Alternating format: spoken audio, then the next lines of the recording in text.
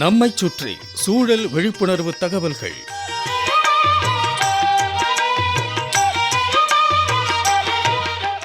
அன்புள்ளம் கொண்ட கதிரவனையா அவர்களுக்கு உங்கள் மாணிக்கம் எழுதும் மடல். நலம் நலமறிய ஆவல். நாம் அன்றாடம் சில பல பொருட்களை பயன்படுத்துகிறோம். அவை நமக்கு ஒரு வகையில் உபயோகரமாக இருக்கும். ஆனால் நாம் பயன்படுத்தி தூக்கி எறிந்த பிறகு அவை நிலத்தில் மண்ணில் போட்ட பிறகு மக்குமா மக்காதா, அதன் பின் விளைவுகள் என்ன அப்படிங்கிறத நாம் சிந்திக்கிறதில்ல. பேப்பர், காகிதம், இதன் பயன்பாடு இன்னைக்கு அபரிமிதம். காகிதம் இல்லாமல் காலமே ஓடாது என்ற நிலை. ஆனால் காகிதம் தயாரிக்க கூழ் மரங்கள், சவுக்கு, யூக்கலிப்டஸ், மலவேம்பு, மூங்கில்லாம் தேவைப்படுது. அப்புறம் கரும்பு சக்கையும் பயன்படுத்தப்படுது. இந்த காகிதங்களை தூக்கி வீசினோம்னா சிதைவதற்கு 2-4 வாரங்கள் ஆகுமா. வாழை இலையில் சாப்பிட்டுட்டு எச்சில் இலையை தூக்கி எறிகிறோம். இது மக்குவதற்கு 3-4 வாரங்கள் ஆகும். காகித பை இருக்குது, இதை தூக்கி எறிஞ்சோம்னா சிதைவதற்கு 1 மாத காலம் ஆகும்.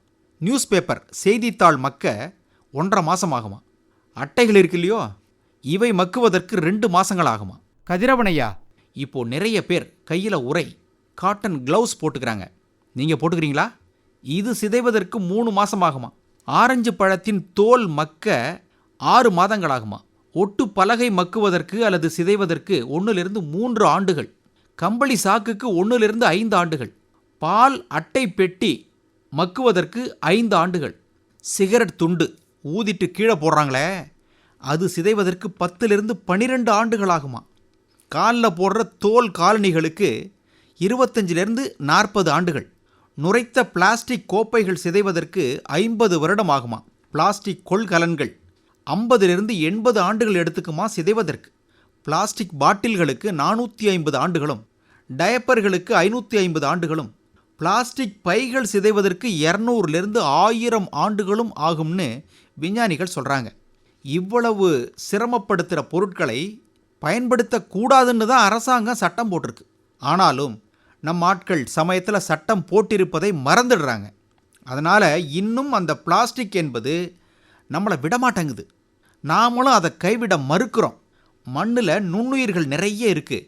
நன்மை செய்யும் நுண்ணுயிர்கள், தீமை செய்யும் நுண்ணுயிர்கள்னு பல வகையான நுண்ணுயிர்கள், பாக்டீரியா, பூஞ்சை, ஆக்டினோமைசிட்ஸ், வைரஸ், இப்படி ஏகப்பட்டது இருக்குது. இவையெல்லாம் இருப்பதால் தான் மண்ணுக்கு உயிர் இருக்குது. இந்த உயிர்கள் இல்லைன்னா உயிரில்லா ஜட பொருளாயிடுது மண்.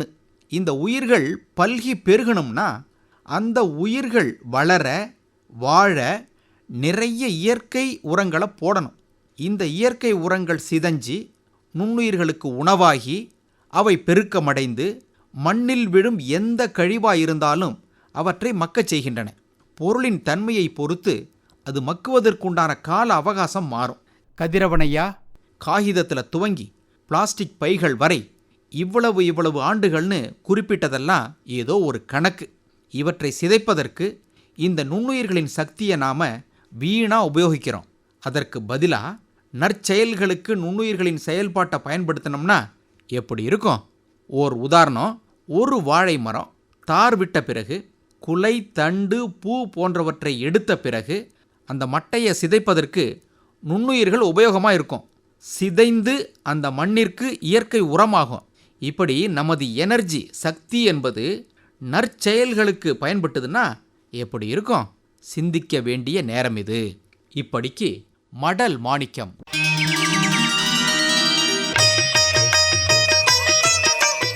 நம்மைச் சுற்றி சூழல் விழிப்புணர்வு தகவல்கள் கேட்டீர்கள்.